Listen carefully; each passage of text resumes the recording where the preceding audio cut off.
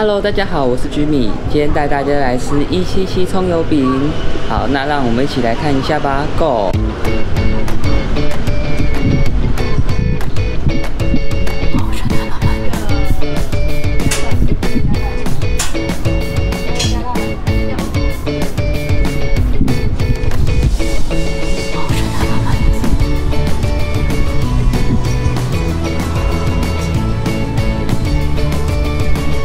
我也要一个加蛋的，谢谢。好，那我们已经买到喽，那我们现在去吃看看吧。好，那我们现在就来吃看看吧。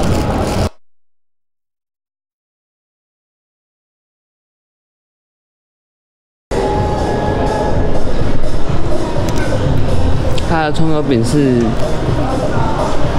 就是你很常在外面买到那种葱油饼，可是它这一个是这一份一份是30块，是加蛋的，然后它可以选择你要不要加辣，然后它里面是有涂，他们好像有特制的一种酱料，所以吃起来会有一点点甜甜的那种感觉，然后就是它煎起来的那种感觉会比较。它不是很脆的那一种葱油饼，就是有点湿湿软软的那一种。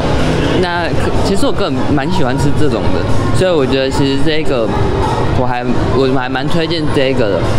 好，那如果是这个我们以1到10分来评分的话呢，我觉得这个可以有到8分的那么高分。好，蛮推荐这个，然后。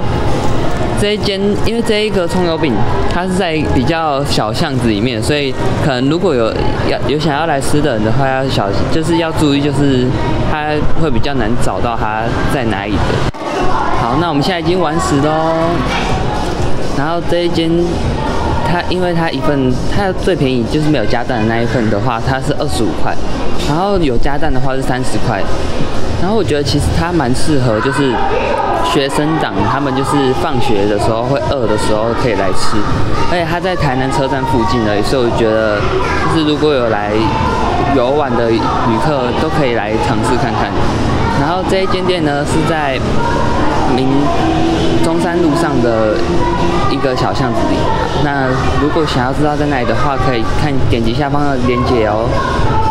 那我们今天影片就到这边喽。那如果喜欢我的影片的话，记得订阅、按赞、分享，然后也不要忘记开启小铃铛哦。那也可以追踪我的 IG 跟 FB 哦。那我们下次见喽，拜拜。